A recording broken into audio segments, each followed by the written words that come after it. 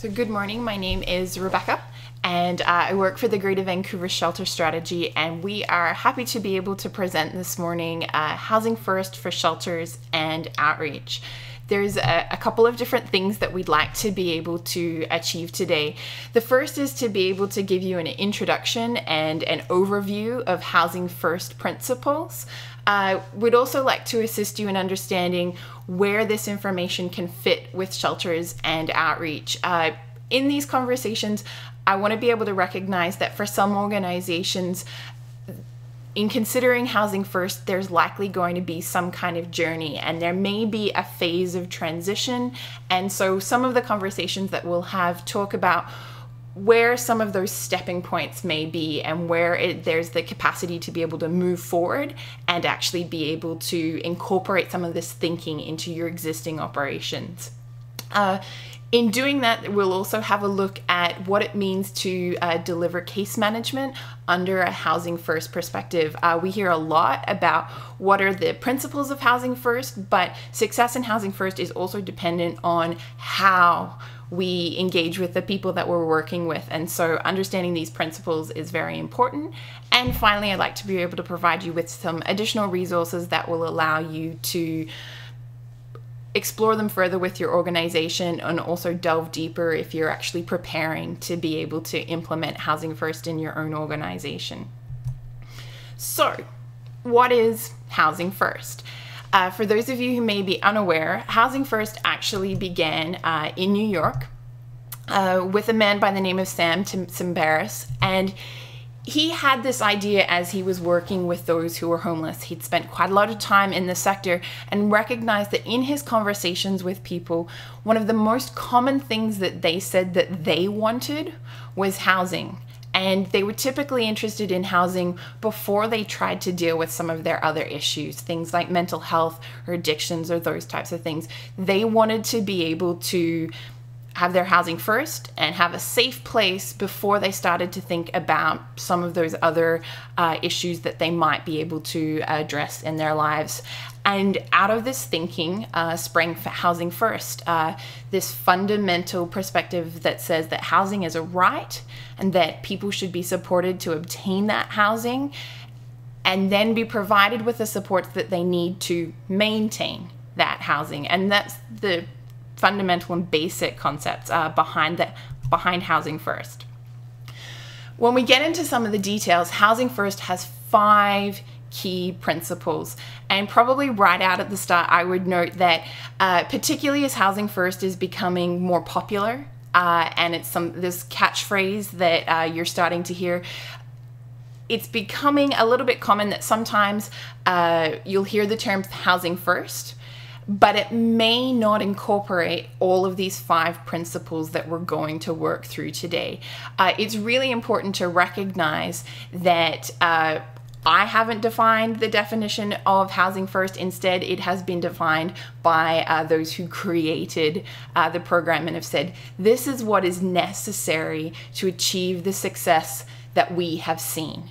And certainly that's the caution when we're considering implementing programs, is that if we want to say that we have a Housing First program but we don't include all of these 5 principles, then we run the risk of not being able to achieve the same results. Essentially, if you change a program from what it has been previously, the more likely that you aren't going to see the same things happen. And so it's really important that when we're talking about Housing First programs, and if we say we run a Housing First program, that we're actually able to deliver and implement all of these 5 principles.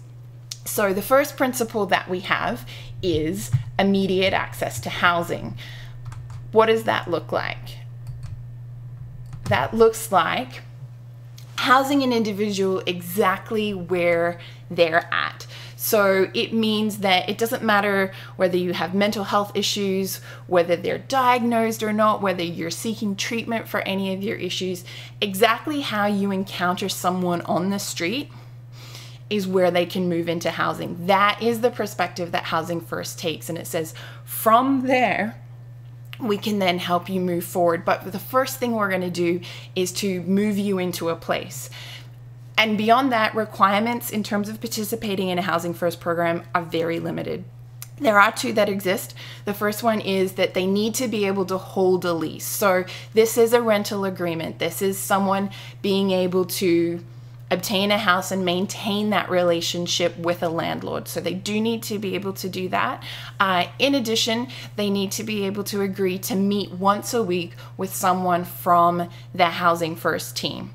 So those are the only two requirements. Beyond that, there's a lot of opportunity and scope for the individual to decide what they want to be able to do. So that's the first principle, which is immediate access to housing with no housing readiness conditions. So as I said, one of the things that we want to be able to do is talk about where does this intersect with the shelter and outreach sector.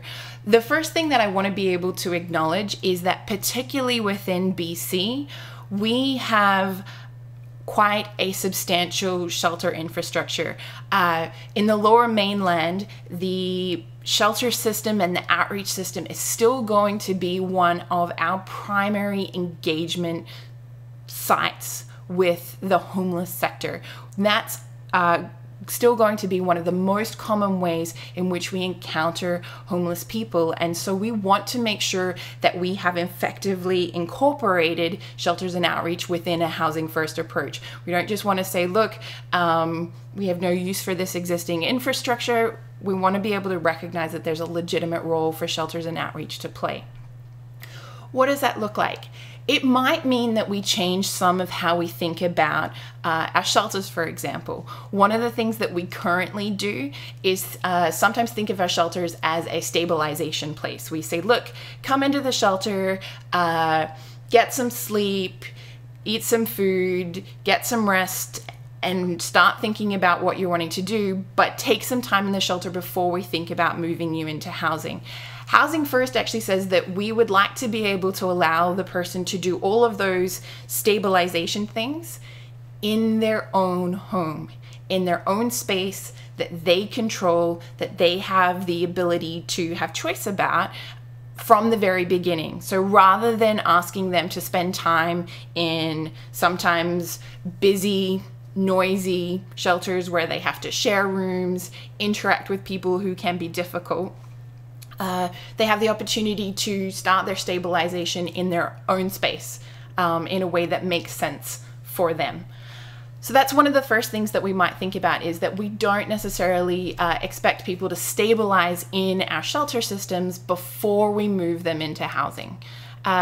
The second thing that we might think about is that we'll actually start our conversations about housing from the start. That leads on from not having shelters as stabilization. We're going to try and move you into housing as soon as possible.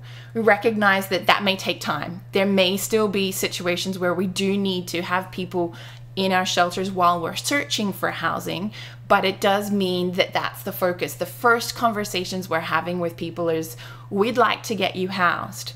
What do we need to do to make that happen? As I mentioned, both our shelters and our outreach programs can act as this contact or engagement zone. People come to us, we have the capacity to go out and find people. This is an existing and legitimate way to intersect with the homeless population and then be able to make those journeys forwards and make those steps. So it's really envisaging ourselves as we're the place where people are going to come and then go out from, and really be able to utilize those resources. It's also great to recognize that typically within the outreach program that we have in BC, again, funded through BC Housing, the Homeless Outreach Program, the fundamentals of this program are incredibly well aligned with a Housing First approach. The program is designed to be able to engage people who are on the streets and support them to move into housing. It's incredibly mobile, it's out there, it's happening. And so if an organization is considering a move towards a Housing First approach and they already have an existing outreach team, the gap then to be able to make that transition is a lot smaller. You've already got staff who are able to go out into the community. They have some experience building relationships with different service providers in the community, and they're somewhat used to in some ways escorting their clients through the community and being able to do those kind of housing search options. And so the journey then may be more about where is our focus, how are we prioritizing our work with the people that we're working with, and some of the flavor in terms of how we actually do the work. And so we will talk a little bit more about that as we go through the slides. And the final thing is to acknowledge, as I have already said, existing operations, what you already have may be able to be adapted. There are things that you can do to change what you're currently doing and morph it into a housing first focus. And I would like to be able to acknowledge, as I said at the start, that this may take time. This is probably not going to be you make a decision one day and tomorrow you have a housing first program. It's going to take time in terms of having conversations with your board, with your leadership team within your organization, and then all the way through the program level to the staff. And that's okay. What I would caution is that while you're moving towards that transition, that we take the time to acknowledge that. And before saying, oh yes, we operate a housing first program without being able to fully implement these principles, we simply acknowledge that we're working towards that. And that's completely reasonable. And it allows us to manage this concept of saying, okay, so our organization may have some limitations in terms of our capacity to implement housing first at the moment, but it's something that we're working towards. And that's a great position to be in. It's completely legitimate for organizations to be working towards that. So the next area that we have a look at when it comes to housing first is consumer choice and self-determination. This is the second principle of housing first. It's also a very key and fundamental perspective when it comes to housing first. It means that the individual has choice about where they live. And that's part of the reason that I've shown some of the pictures on the slide here, is that we've got some interesting versions of different housing options that someone may or may not choose to live in. But it means that their choice can mean things like geography. Where in the community have they decided to live? Have they decided to live somewhere that is more downtown, or would they prefer to live more in the suburbs and the quieter parts of the city? It's also about the type of housing. Is it a big high-rise building with lots of other tenants, or is it maybe a duplex or a laneway house, or maybe a smaller apartment building? Being able to provide this choice is one of the areas that provides ownership to the individual. It becomes their place. As I was talking about before, it's a place that they control, and part of what they control is where I want to live. What does it look like when I make a decision about what is best for me? Being able to make those decisions is actually something that we do on a regular basis. Most of us have made decisions about where we choose to live. And we've made those decisions based on how it suits our lifestyle, our personal preferences, and what's happening in our life stage at the moment. It makes sense to be able to afford those same decisions and considerations to those we're working with, because being able to make those choices enhances the likelihood of their success in their future goals and what they're working towards. Choice also means that individuals have the ability to make choices that we may not always think are the most healthy or helpful for them. And housing first really highlights the fact that choice is a value, and that we will continue to support an individual through the choices that they're making. So sometimes it may be that those choices will mean that they lose their housing. They may choose to bring over a bunch of friends on a regular basis that causes lots of disturbance to the neighbors, and the neighbors are making complaints to the landlord, and the landlord gets to a point where they decide that they need to make an eviction. Housing First supports the individual through that process and says, just because you've had one situation, or even more than one situation where you've lost your housing, we'll continue to support you. We're going to continue to walk along this journey with you. We will take some time to reflect and to think about, why did this happen? Is there anything that we want to do differently? How could we make this work better for you? But we continue to support the individual through making the choices that work for them. So what could this look like from a shelter and an outreach perspective? I think the first thing that we have an opportunity to be able to do that can be done at almost any time is to recognize that one of the tasks that we have is to be able to open up possibilities to people. The concept that they could be housed and potentially housed in a really short amount of time may be a completely new concept to someone, to actually say, look, you're willing to house me. Being able to actually explore that and open up those possibilities is a huge opportunity that we have. And when we actually have the ability to come through on that, we say, look, you can actually get housed, and then we do so. The rapport and trust building that creates is incredibly substantial.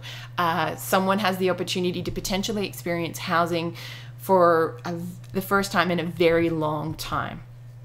That's the first opportunity that we have. The second thing that we want to consider when we're looking at how we arrange our services, both from a shelter and an outreach approach, is that one that really does promote choice. So it means that we need to be able to set up our systems to say, look, we can be flexible. We can allow you to say, I would like to do this. I don't want to be able to do that. I'd like to be here and there, rather than fitting people into boxes. It means that we as program staff usually need to get more knowledgeable about what's available and what's around, and probably become a little bit more skillful and resourced about accessing housing options. It does mean that we're likely going to need to build relationships with other places that we may not have, and that finding housing is not going to be as simple as, well, now we're going to do your fill-in housing forms appointment and we'll wait until something happens. We're going to have to be more active than that, and also be more focused on what the individual is actually looking for, and taking the time to say, what do you want, and what can we do to be able to make that happen? And that leads into the final thing that we may want to consider when we're looking at what does housing first look like from a shelter and outreach approach, is that it's likely going to cause us to review our engagement strategies. So when we're working with people and we're talking about these concepts of we can make choices that aren't always helpful or may lead to negative consequences, it's important for us to think about how we run our organizations in terms of people making those choices while they may be staying with us or engaging with us. So taking lessons from housing first approaches may mean that we review what are the circumstances under which we ask someone to leave, or what are the circumstances under which we tell someone that they're no longer eligible for our program, or that we're going to need to cease working with them. As we start to take some lessons from housing first, it allows us to consider, are we providing opportunities to learn, for people to learn from their mistakes, rather than simply experiencing, you've made a mistake, you've broken the rules, that's where it is, we now no longer can work with you. Those are some of the lessons and opportunities that we can build into our existing operations as we're considering working towards a housing first approach. So that is the second principle of housing first. The third principle that we have is a recovery orientation. And it's good to be clear when we're talking about a recovery orientation, we're not specifically talking about an addictions recovery side or those kinds of principles. It's a broader perspective that we're taking. This definition that I have on the screen here is from the Substance Abuse and Mental Health Services Administration. It's a department in the US. Their definition looks like this. They define a recovery orientation as a process of change through which individuals improve their health and wellness, live a self-directed life, and strive to reach their full potential. There's a couple things that you can note in this definition. The first is that you can start to hear some of the same themes from the previous principles repeated here. You'll notice there that it says live a self-directed life. In the second principle, we talked about consumer choice and self-determination. One of the things you'll find with the Housing First principles is that they start to reinforce each other. The same threads and themes are woven through, and they're not just separate individual concepts. They're concepts that build on each other and support each other. And so a recovery orientation, when we're having a look at this, is quite broad and holistic in its perspective. It's looking at all of the areas of life of the individual and allowing them to determine what health and wellness looks like, and allowing them to determine the path that they would like to take to achieve their full potential in those areas.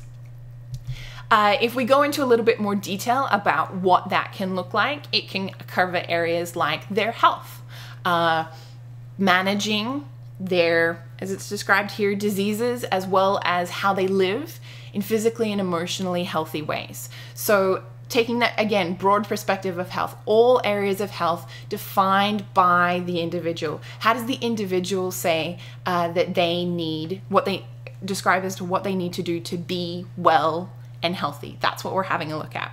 The second thing that we look at is home, a safe and stable place to live. Very much, again, in line with this right to housing, this immediate access to housing. A recovery orientation says that where you live is incredibly important to your capacity to pursue your own well-being. The third area that we look at is purpose. There's a bunch of things that are listed there, but essentially the ability to engage in meaningful activity. I have a reason for why I'm here. I have a reason for why I connect in with my community. There are things that I get to do that are important to me and allow me to feel fulfilled in what I'm doing. Obviously, that's going to be different for different individuals. And once again, we start to hear these elements of choice working through. I get to decide what is meaningful to me. I get to decide what allows me to feel fulfilled. And finally, a recovery orientation values community. We want to be able to connect with other people. We're not designed to just be isolated and stuck by ourselves navigating these waters. Wellness includes a community. Wellness includes people who can support you and encourage you and move you forward. I like what this definition here says is to provide support, friendship, love, and hope. And so a recovery orientation is this incredibly holistic approach that looks at all of the areas of the life of the individual and says we need health, a home, purpose, and community to be able to be well and to achieve our potential. But each of us gets to define what that looks like in our personal situation. And so again, how can we incorporate some of these thinkings into situations for shelter and outreach? The first thing is really to take on this perspective of a recovery orientation and merge it into the work that we're doing with the people that we're serving. So when we're doing our case management and our case planning, or whatever term you might use, we want to make sure that we've taken the time to think about the whole person. And that we're not just focusing on, oh, okay, well, we need to achieve these particular goals because this is a funding requirement, or because this is where we've decided is the best area for the individual to work on. We need to make sure that we're looking at all of the areas and that it's their choices about what they're wanting to work on. They have the ability to determine, this is what's important to me, and we're going to support them in that. And that's how we build our case planning. The second thing that, again, we're going to have to think about is if we're providing these opportunities for holistic approaches, is that we need to have access to resources to cover all of these holistic areas. It means that we need to become creative about saying, well, how do we do a good job of connecting people in with their community? Do we know how to do that? What happens if they're not wanting to live in the community where we're locally situated? How do we effectively do that? How do we effectively help people navigate through their choices of what health and wellness means in their different areas? So the choices that someone makes about their addictions are going to be different when you work with different individuals. Same with mental health issues, physical issues. But it's really centered on the individual when we're having these conversations, but we need to be able to provide those options. So we need to not just have the one place that we send everybody to get mental health treatment. We need to have different options of where they might be able to go, and higher and lower levels of access when we're thinking about what do they need. The other thing that a recovery perspective really does take on is a trauma-informed approach. It recognizes that when we're working with people from a holistic perspective, there are going to be circumstances in their past and potentially circumstances in their current situations that may cause them to experience pain, to cause them to experience trauma, and that these experiences can impact their capacity to pursue their own health. We need to be mindful of this when we consider working with people. There's great resources around when it comes to a trauma-informed approach, and so I won't spend too much time. One of the things I will acknowledge, however, is that it is important for us to recognize that sometimes the circumstances that we place people in can actually cause them to have to revisit their trauma. Living in a shelter where other people are constantly interacting with you, potentially having opinions about what you're doing, confronting you about their personal issues with you. The way that we manage our shelters, even simple things sometimes, like the fact that we might do room checks through the middle of the night. For an individual that has experienced assaults while they're sleeping, that is a situation that's likely going to feel very unsafe. There's really great reasons that we do it. We're promoting safety and those types of things. But it is really important to recognize that while we may not be able to control all of the situations that happen in a shelter, and sometimes even we're doing them for appropriate reasons, the environment that we ask people to live in when we think about a shelter can actually be re-traumatizing them. It may actually impede their capacity to start thinking about their health and wellness. And it's important that we recognize that. So it also provides an interesting perspective on thinking about a shelter as the stabilization place. Because if that environment is stopping someone from working through some of their health and wellness, and really being able to address those, we may not always be supporting someone as well as we could. So certainly things to think about and to examine when we're considering what does a recovery orientation look like in the situations that we're currently dealing with. So that's the third principle of Housing First. The fourth principle of Housing First is person-driven supports. Again, you're going to start to hear some of the same themes repeated. We've spent already quite a bit of time saying you need to be able to be self-directed, self-determined. That leads into our supports. We need to have the capacity to allow people to choose what it is that's meaningful to them, and therefore have the supports to support that. It also means that when we're providing supports that are oriented around the person, that supports can come with them. So one of the really great things about Housing First is that it's a service delivery that is quite mobile. When we're having meetings, those weekly meetings that I mentioned, those meetings are at a place that makes the most sense for the person who's being served. And when we've looked at what has been done in other Housing First programs, particularly the at-home project that happened in Vancouver, they found that 80% of the time, those meetings happened at the home of the person that they were working with.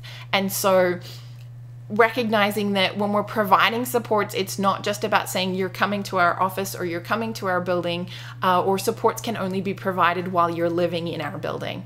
Housing First is about being able to make those supports move with the individual, because sometimes someone needs to move their location, but they may still need to carry those supports with them. And that allows them to be able to make, again, healthy choices about where they're living without having to give up the supports that they need to be able to maintain that. It also means when we're talking about choice for supports, I get to choose what I'm currently interested in pursuing. I may have addictions issues, I may have mental health issues, I may have health issues, but how I address those is up to me. I will acknowledge that within Housing First, it doesn't mean that we never have conversations exploring issues with people and asking them to reflect on their current situation. One of the great things about the way Housing First approaches this is that it allows the individual to consider how their own choices are impacting them. So let's say that I have a goal of getting some part-time employment. That's what I'd like to be able to do. I'd really, really like to be able to get a job. But I actually find that my mental health gets in the way of me waking up on time, of getting to appointments in a regular space. And I also find it really difficult to engage with people around me in a healthy way. The opportunity then is to have conversations about, well, what could we be doing differently, or what might you like to be able to do so that you could wake up better? And maybe if there was the ability to access some type of medication that allowed them to sleep better, they'd be able to wake up in a more regular fashion. That's just a very simple example, but it's allowing the choices and the goals of the individual to define how they want to achieve support, and using those goals as stepping stones to say, how is where I'm currently at potentially preventing me from where I'd like to go, and what would I like to do about that? And that's how we have conversations about areas where we may think that there might need to be some movement forwards. We define it in a way that allows the individual to make those choices for themselves, seeing where it can impact. So again, what can this look like from a shelter and outreach perspective? The first thing that we might want to consider is that supports aren't tied to receiving service delivery, particularly from an accommodation perspective. So we may want to think about how can we engage in our community if they're not currently staying with us. Like I said, this is one of the ways in which an outreach program may have a little bit more of a head start. This is what they're already doing. They're not necessarily engaging with people who are currently living with them. They're working out ways to engage with people who are in the community and not at their facility. And so this may be something more that shelters need to think about. But if someone's not particularly staying with our program and we're wanting to move towards this Housing First model, do we have some scope to be able to support people while they're not staying at our facility? So maybe it's before, but even more so, maybe it's after. Maybe we have some capacity to be able to effectively provide some level of support and services once they're housed. Can we think about that? What would that look like? What might we need to change? Probably one of the things that we would need to change if we're going to do that is to create a more mobile model. We need to be able to get out into the community and support people where they're at. That might be where they're living. It might also be other places in the community that they need to get to, actually going to the appointments to get those supports that they need. And so there may be opportunities for us to look at our existing service delivery model and say, can we flex it up? Do we have the capacity to, when we think about maybe even our case planning, could our case planning happen in the community? What does that look like? That's an option to think about. And potentially more ongoing supports. This idea of, okay, sometimes we have this, we've operated in this way of saying, look, our primary goal is to house people, and once you're housed, great, yay. And then we'll check in with you because our funding says we need to check in with you at 6 months. But really and truly, what have we done in between then? And do we have the capacity to actually be able to provide supports to help people maintain that housing? Because ultimately, the goal isn't just that we get someone housing. The ultimate goal is that they can maintain that housing and continue to move towards things that help them be well and healthy. And so again, as we're considering the possibilities of saying, what does Housing First mean for our organization, we might want to consider, do we have that capacity to provide ongoing support, particularly when someone has been housed? The final principle that we have when it comes to Housing First is social and community integration. And again, not something that we haven't heard already, but important enough to be highlighted on its own. When we're talking about social and community integration, Housing First values meaningful involvement of an individual within their community. It recognizes that they do have something to give, that they have value and they have the ability to contribute, and that it is a legitimate and reasonable thing that they should be recognized within their community as a member who contributes and also receives back from their community. The other thing that Housing First does is it values the prevention of isolation. This is certainly something that to think about. When we are moving people into housing, one of the choices that they may have to make is a distance from potentially some communities that they were previously involved in. And we may need to think about, how do we help you not just move into a house and not really have any real connections. Moving indoors can often be a break from an existing community. How do we make moving indoors socially healthy and not just achieving some of those other goals? These are important things to think about when we are considering a Housing First perspective, both engagement, effective and healthy engagement within the community as chosen by the individual, and also preventing them from being isolated.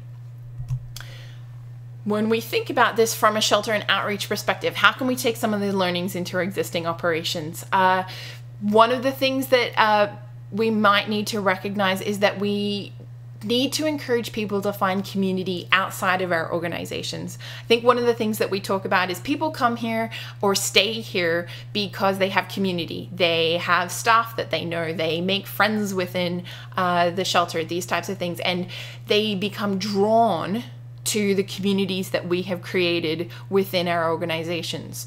The problem with that community is that it's not a sustainable community. It's not going to last.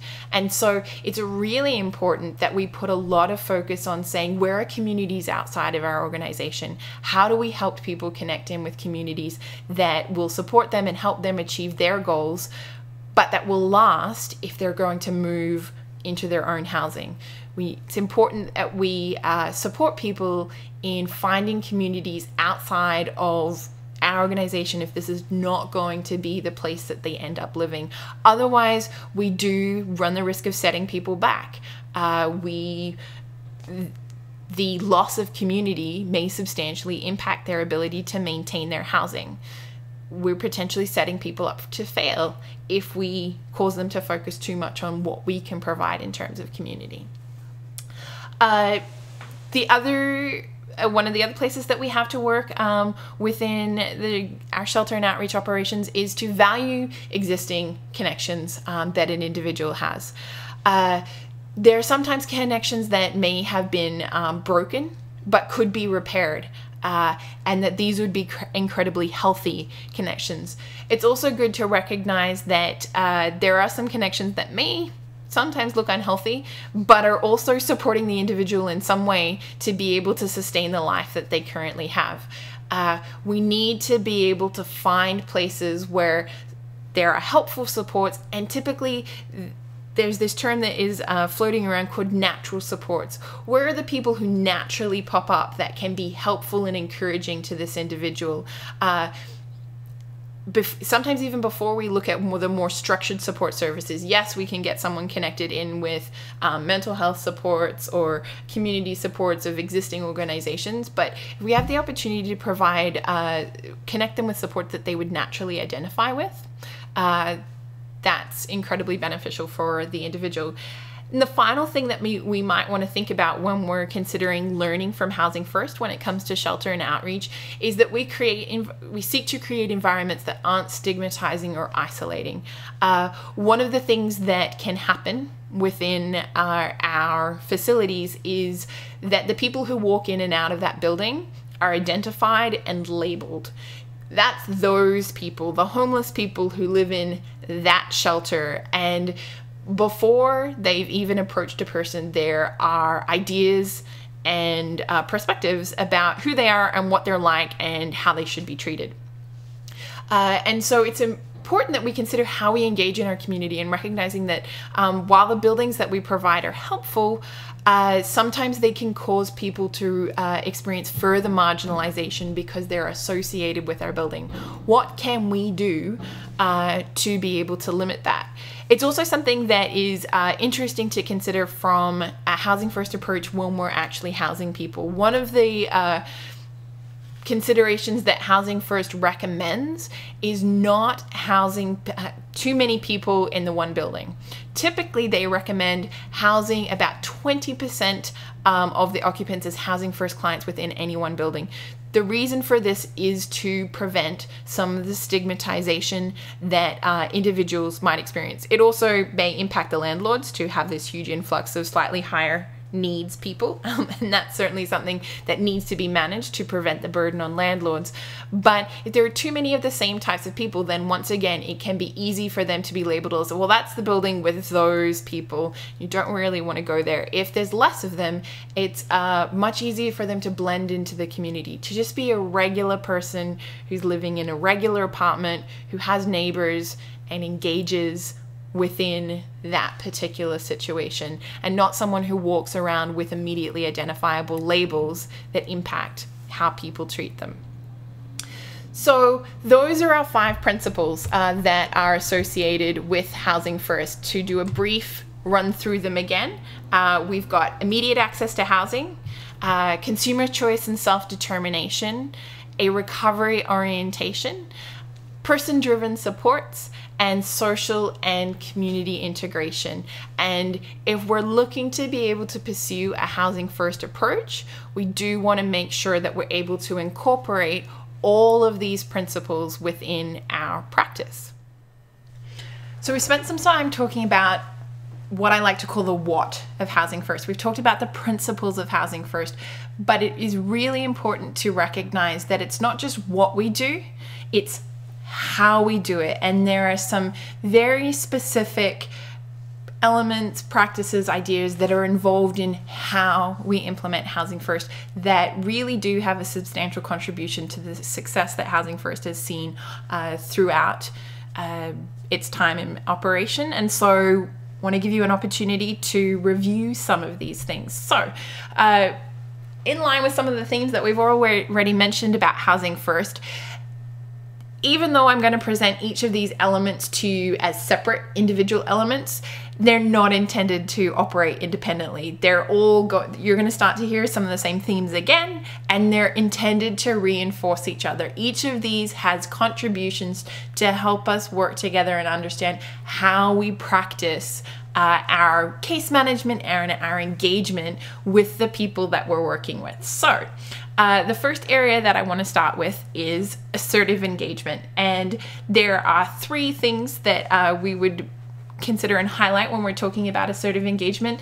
The first is we're going to talk about engagement where you are at or where the client is at. We're going to talk about a strengths-based approach, and we're going to talk about this concept of creative persistence. So what does assertive engagement look like? I want to pose this out to you. Have you ever thought some of the things that are on the screen? It says, we see changes that they could make in their lives, but they don't seem willing. Have you ever had these thoughts about someone that you're working with? And I think that we can all recognize that in our organizations, in our times that we've spent with clients, yeah, there are times where we say, look, I've done everything that I can. I've given them all the options. I've sat down with them. They just don't seem to be willing to do anything. Assertive engagement asks us to take this perspective and pretty much turn it on its head. Instead, it says the following things. It says people are actually willing to make change, but it's our responsibility as clinicians, service providers, counselors to create an environment that is conducive to change. This is actually a potentially revolutionary way of how we engage with individuals, because it means that we actually have something to do if we encounter barriers, if we get stuck. Instead of just saying, you know what, I've done everything that I can, there's nothing more that I can do, I just have to wait until the individual is ready to change. Instead, we take the perspective that actually, yes, they are ready to change, and it's about creating this environment. And so our steps forward are to say, what can we do differently? How can we create this environment that allows them to feel comfortable in making change? That's what assertive engagement encourages us to do. So what does this look like? Assertive engagement comprises of two key elements. I mentioned them before. One is engagement where you are at. This means that we are trying to find the place, space, engagement method that the individual feels most comfortable with where they're currently at. So what does that look like? So it can include physical location. Are you going to meet them at their house? Are you going to meet them in a coffee shop? Are you going to meet them in a park?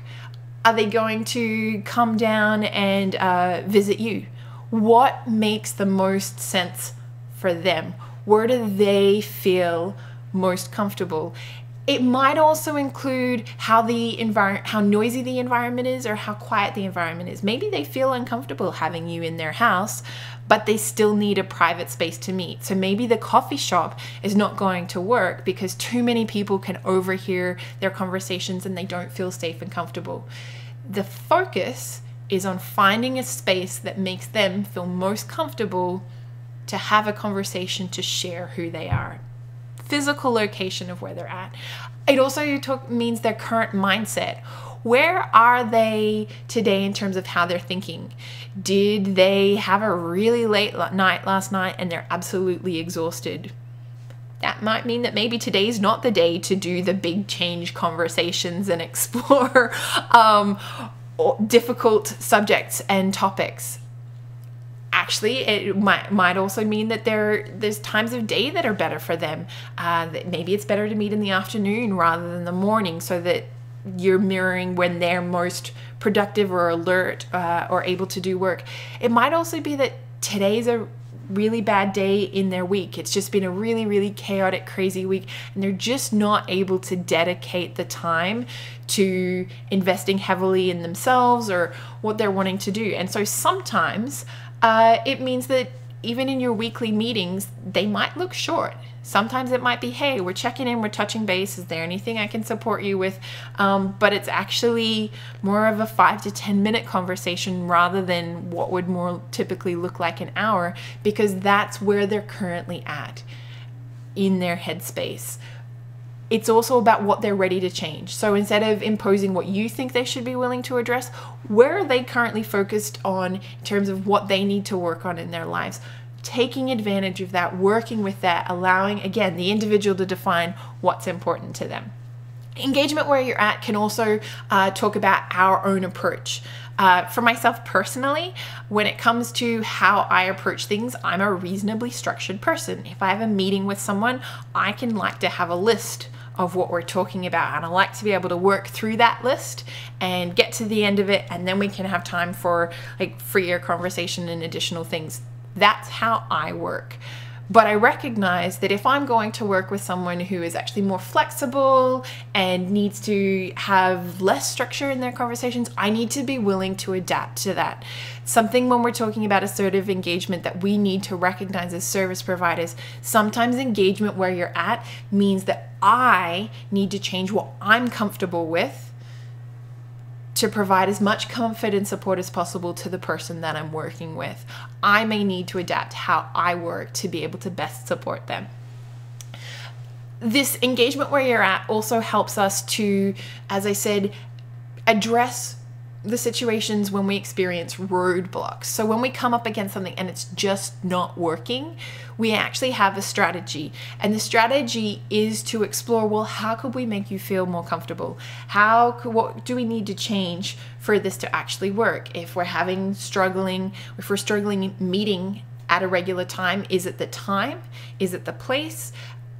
Can we do something to support you with reminders? What can we do to actually make this work? And that can be applied to any situation in which we're encountering roadblocks with the individual. We have the opportunity to take the perspective that says, actually, this person does want to make changes. They're not just putting up resistance because they don't want to do anything. It's about trying to make them feel more comfortable. What can we do so that they feel comfortable to make the changes that they want to see in their lives? The second component of an assertive engagement is a strengths-based approach.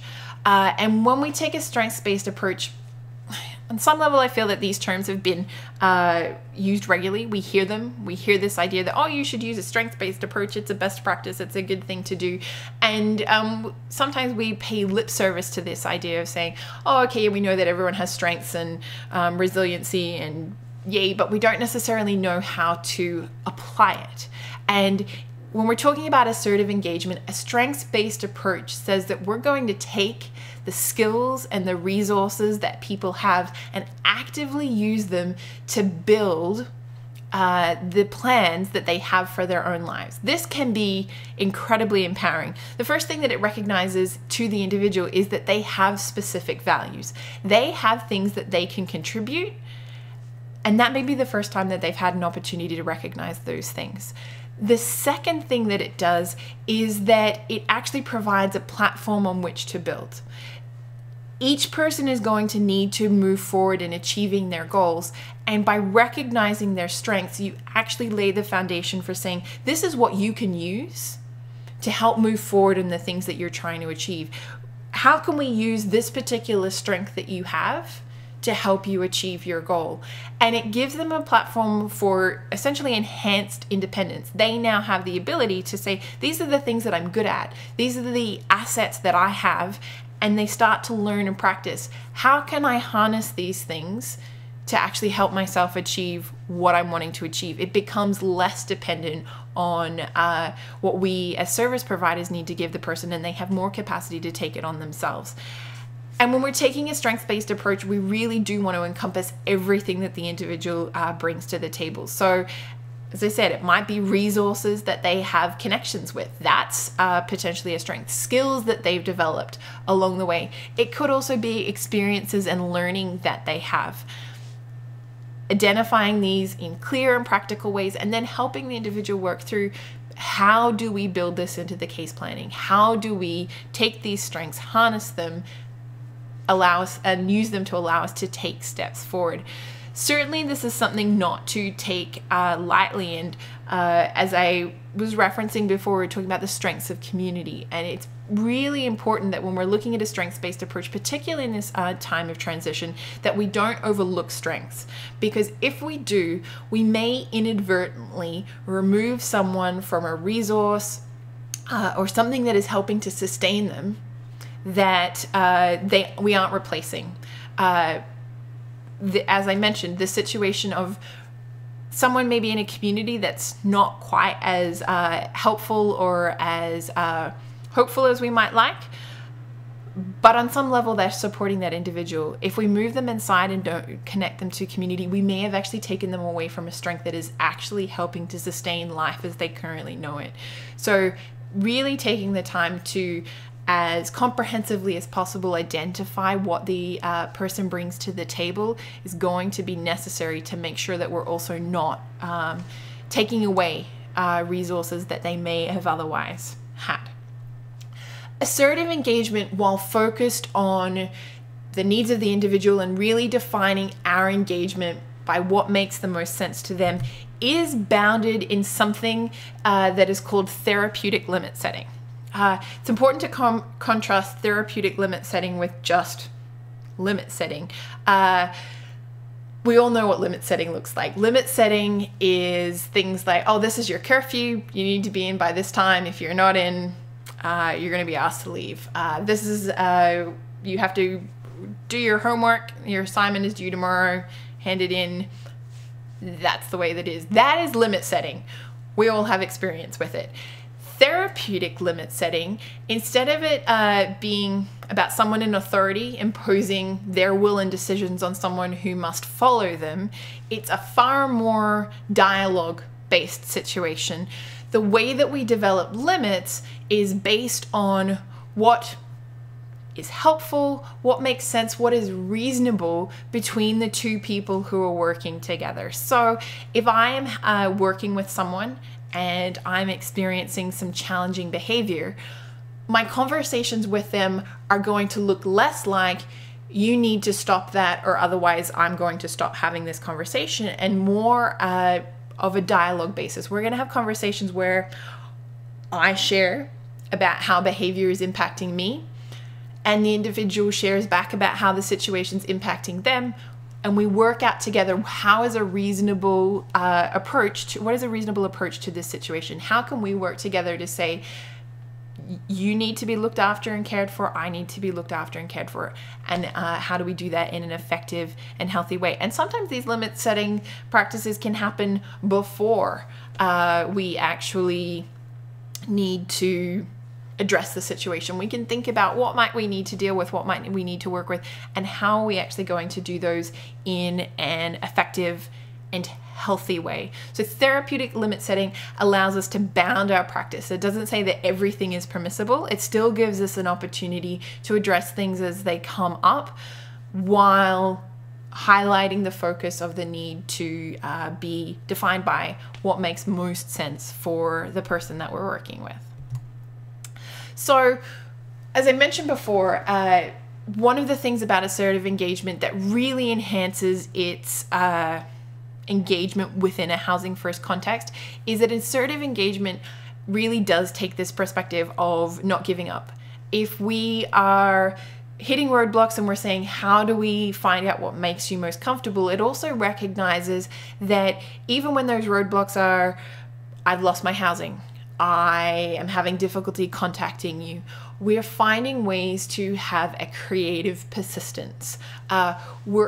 Instead of just working with those people who are most interested in working with us, we're working out ways to engage in with those who might be more withdrawn, who are perhaps, at least at a surface presentation, seem less interested in working on this. An assertive engagement perspective actually says all of those people are interested in working on things. It's our responsibility to create the environment for change. And that means that we continue to pursue people in ways that are supportive of them, even when they may not be at first initially as willing to engage. Assertive engagement gives us that opportunity. When we talk about each of these different elements, a Housing First model has specific fidelity requirements that are attached to it. So if you're going to say that you're delivering a Housing First program, it's a good idea to be able to demonstrate that you can actually deliver on these particular fidelity considerations. And the fidelity considerations that I'm mentioning today come from the work that was used in the At Home project. And so this information is online, and one of the links that I'll show at the end gives you the direction to be able to find the resource that specifically has these checks. But what it does mean is that if your organization is considering implementing Housing First, you do have the opportunity to work through this fidelity document, and it is a full work through of assessing where do we match, where do we not match, and what might we need to work on. So when we're talking about assertive engagement, the fidelity considerations that we want to be able to demonstrate is that our intervention uses a motivational approach. That's actually the second element of what we're going to talk about in this, so I'm going to spend not too much time referring to it, but that is one of the considerations of the fidelity check. The second thing that we want to be able to demonstrate is that in our limit setting, we're moving from a more overhead or outside imposed limit setting to a more autonomous limit setting. The individual themselves is demonstrating the capacity to manage their own boundaries and self-management rather than it being imposed externally. That's something that you want to be able to demonstrate as we examine case notes, those types of things working with clients. The final thing that you want to be able to demonstrate from an assertive engagement perspective is a reflective practice. So one of the things that we've mentioned a number of times when it comes to assertive engagement is that we are thinking about how to better engage. When we hit roadblocks, what are we doing? What do we need to change, etc.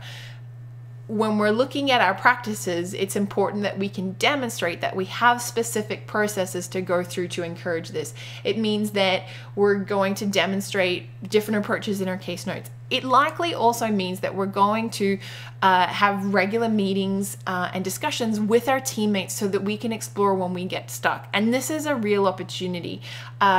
Certainly in problem solving, there are times where we ourselves hit walls where like, I've run out of solutions, I don't have any more ideas. Being able to engage with your team and problem solve together on a particular issue is going to be key to the success of assertive engagement, because they have the opportunity to be able to help you get past your blinders if there's something that is not working particularly well.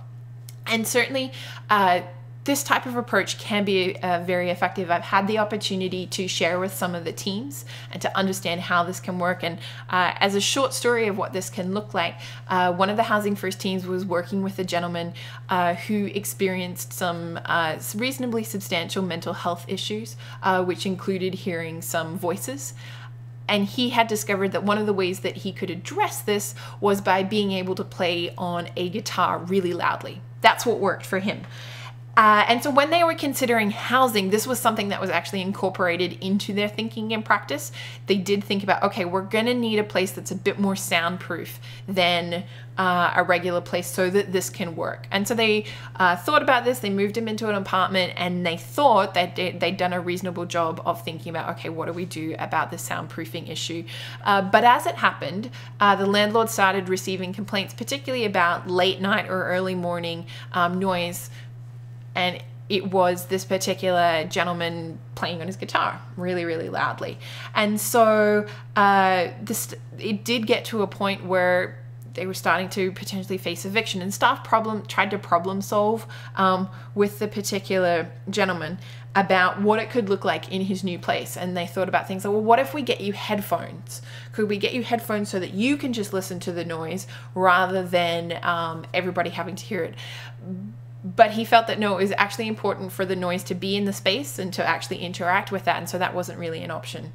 And so they continued to discuss, and what the solution that they actually came to was a laneway house. So it was a house that was separate from the other buildings, and that actually worked. The extra distance provided the soundproofing that he needed, and he has stayed in that building since. And so it's an example of this creative problem solving, not running into the first roadblock and just saying, look, it's not possible, or requiring someone to conform to an expectation that's not helpful and healthy for them. Being willing to pursue sometimes even the slightly different and, yes, more creative options in your practice. That's assertive engagement. The second area that we have a look at, I mentioned, was motivational interviewing. And motivational interviewing is takes a perspective of how we approach change, recognizing that change is actually a long process, and that's our opportunity for engagement. There are actually substantial resources available if you're looking for training when it comes to motivational interviewing. So this one I take a little bit more of a quick pass through, but some of the things that you want to think about are, what does it look like from recognizing that there are stages of change? So while we may see, okay, this was the day that I made the change, I stopped doing this particular activity. If we take a closer inspection, we realize that actually that's been a journey. There may have been a time where we didn't even think that we needed to change. Then we started recognizing, hey, there might be a problem. There's something that I need to do something about. What do I need to do to actually make that change? And we're exploring options. Then we get to a process of actually saying, yep, this is the first day that I'm going to do that. But doing it once doesn't really constitute a change. We need to keep on making that decision to make a change in our lives, and that's maintenance. That's a basic description of what we're talking about when we talk about stages of change. And motivational interviewing recognizes that there is an opportunity at each of those steps to be able to have conversations that create some difference between where I'm currently at and where I would like to be. And they provide us with opportunities to encounter someone at each of those stages along the change process and to be able to engage with them effectively to support change. And to support change that is still centered on the individual. The individual still gets the opportunity to say, this is what makes the most sense for me. So that's a brief overview in terms of what motivational interviewing is. Like I said, there are substantial amounts of resources available for training when it comes to motivational interviewing. And if it's something that you think that your team would benefit from, particularly if you're considering a housing first approach, it is absolutely worth pursuing those training opportunities. So the third area that we look at when it comes to motivational interviewing, the principles of housing first engagement, is person-centered planning. And person-centered planning differs from the two previous concepts that we've talked about in that they're reasonably well-defined and structured. They've got, these are the particular principles, these are the practices, this is what they look like. Person-centered planning is more of an approach towards the individual. And it's based on the thinking that when we as counselors, staff, therapists engage with someone, how we approach them is going to impact the overall outcome of our work together. How we value and consider the individual will impact the conversations that we have with them. And so person-centered planning holds at the center of its approach that our job as workers, counselors, whatever role we may take, is to actually communicate to the people that we're working with that who they are is acceptable. If I can recognize that who I am, exactly as I am, is acceptable, that's going to create an environment where I feel more comfortable to change, because I can be exactly who I am, and then they have the option to explore other things. I'm not doing this because I need to meet somebody else's expectations. I'm doing this because this makes sense to me. If I'm also accepted for exactly who I am, then I can feel free to have the conversations that I need to have. I don't need to worry about how you're going to think about me if I say X, Y, and Z, or whether that's going to change our relationship. I know that actually who I am is acceptable. And there are two ways that it's proposed that we can best communicate this. The first is to take a non-judgmental attitude towards the people that we're working with. So it means that it doesn't really matter what I want to share, what I want to talk about. It's not going to change your approach to me. If I am the client, then my values, my priorities, what I care about is going to be accepted. And we're going to start at that place and we're going to talk about it. And I'm not going to feel confronted or belittled or made smaller because of who I am. A consistent, non-judgmental attitude. And then the second thing that we talk about is what's considered unconditional positive regard.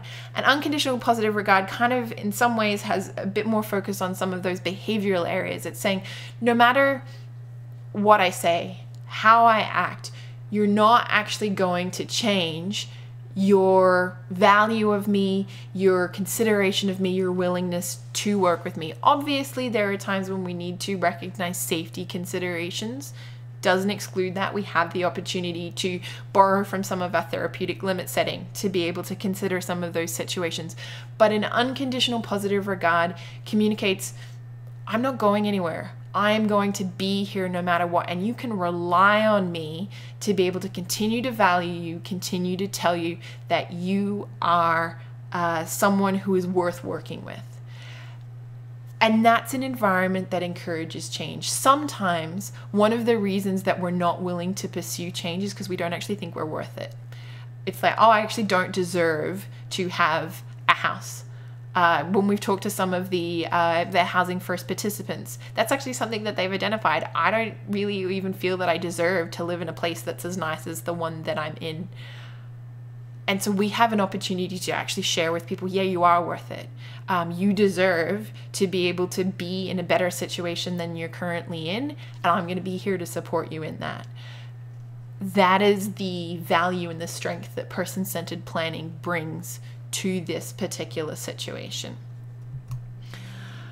Again, person-centered planning has fidelity checks and fidelity measures that we want to think about. So one of the things that it includes is that the participants' goals and preferences are included in the plan. So if we are telling someone that they're valuable, that who they are matters, that what they care about is important, then obviously the plans that we work on with people are going to include very obviously the things that they care about, their goals, their thoughts, the ways that they want to work towards things. So that's something that will be demonstrated when we're taking a person-centered planning approach. Part of the fidelity check also includes regularly scheduled meetings. As I said, if we're going to communicate value and this unconditional positive regard, we need to be there. Meeting regularly and saying, you know what? Last week's meeting could have been terrible, but I'm still here next week and I'm still going to turn up and say I'm ready to work with you. We're wanting to move forwards on this. Being able to meet regularly communicates value to the individual. And the final thing that would be included from a person-centered planning approach is, again, reflecting strengths and resources, incorporating what is valuable about the individual into the planning. These are the things that we want to think about from a fidelity perspective on person-centered planning. And the final area that we have a look at, I'm just going to pop back here for a moment, when we have a look at the different elements, is an absence of coercion. So we can see it here on the screen. An absence of coercion on some level sounds reasonably straightforward, but it's important that we pause for a little moment to think about what it actually means. An absence of coercion means that we're not manipulating someone, particularly towards taking a particular resource or doing a particular action to get something else. So an example of this might be, for you to be able to stay in this housing, you need to be willing to talk to a mental health professional. That's actually making their behavior conditional on something else, and it's taking away choice from the individual in their own decisions about what they're doing. We're not tying adherence to a particular program or a particular set of conditions to maintaining housing. The individuals themselves have the choice for what they want to do. So it also means that we're going to be mindful of, as I said, no particular treatment requirements, but also no excessive or intrusive surveillance. So that's being mindful of what spaces we approach people in, the level of detail that they're required to give us, or we would expect them to give us about their lives, and sometimes even whether they're comfortable inviting someone into their home. Keeping in mind, yes, that if we're focusing on allowing people to have their own choice, we need to make sure that we're not coercing that choice in any way.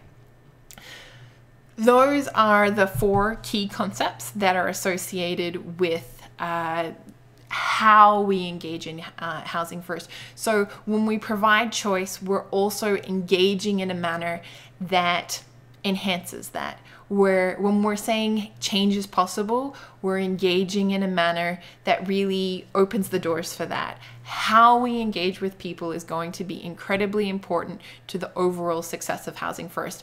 And certainly this is something that's quite encouraging for organizations to consider in an approach to Housing First, because all of these things can be implemented regardless of the actual service delivery that you're currently making. You may not have the capacity to be as mobile as you like in terms of service delivery. You may not currently be able to offer the full choice of housing options at the moment, but these engagement practices can be implemented wherever you're at. And certainly if this is something that you're working towards, my encouragement is that take the time to actually work through each of these areas and look at how well are we doing this at the moment? How well are we aligning with these particular practices? And do we actually need to get some additional training and resources in? Being skilled in each of these areas is going to benefit you and your staff in terms of being able to actually implement a Housing First approach in a really, really successful way. So we're now quite close to the end of this particular session, and I just wanted to be able to share with you a couple of resources that certainly can support you in learning more about Housing First and helping to explore with others what this could potentially mean. The first that I've referenced here is a web resource called Here at Home. Here at Home is actually an interactive based web resource that explores the stories of the people who have participated in the At Home project. So for those of you who are not aware, I've referenced it a couple of times. The At Home project was a Canadian demonstration of Housing First. It happened in 5 cities across Canada, and they've taken the time to interview landlords, staff, and participants of the program to hear what they have said about Housing First. And the site is incredibly interactive. You can choose which videos you're looking at and move around the screen to understand more about Housing First. It's a really, really great introduction. If you're getting a little bit more into the actual details and getting ready to actually say, we want to do this and we'd really like to take the steps to move forward, there has been a resource developed called the Canadian Housing First Toolkit. And this toolkit is incredibly well written. It's also quite interactive, and it goes everywhere from the high level of an overview of the principles all the way down to providing additional research articles that have been written on the particular topic. So it really does give you as much surface level or depth as you're interested in pursuing. What does it mean to be able to implement Housing First? Certainly something that I would recommend pursuing. The third one that I'm referencing here is the Mental Health Commission of Canada's work on Housing First. So all of these titles that are on this screen, it's possible for you to Google them in terms of being able to find this information. We are also putting together resources. So GVSS is putting together resources to be able to include some of the information we've got here today in written format. So you'll have the opportunity to go on our website and find some of these links within the resources as well. But if you're just listening today and you wanted to find some more information, you could go straight from here and Google these particular titles and you'll absolutely come up with the information. So the Mental Health Commission of Canada's Housing First information provides all of the reports, explanations, detail of what happened with the At Home project. There's lots of different perspectives and information that they have on what the program looked like, the success of the program, both from a more qualitative and personal way, but also some of the numbers and the financial impact as well. And then the final link that I have there that I referenced earlier is the full ability to look at the fidelity check that's involved in Housing First. So we looked at a couple of the elements that are involved in the fidelity check. It's actually a reasonably substantial document. I think there's at least 35 different items that are involved in it, but the fidelity check is found in the appendices of this document that's referenced here. And you can go through and work through and see where you align and where you may need to do some further development if you are considering Housing First. And the final two things that are there, as I mentioned, we are putting together some written resources to be able to support some of the work that we have been presenting today, and that'll be up on our website. So that's the information that I have there, gvss.ca. And finally, you're welcome to, if you've got any questions as a result of this, you'd like to get in touch further, understand more about Housing First, you're always welcome to get in touch with me. So my email address is there as well, rebecca@gvss.ca. Feel free to get in touch, and I'd be happy to have further conversations with you about any of the topics that we've discussed today. So really grateful to have this opportunity to share, and thanks for taking the time to be here.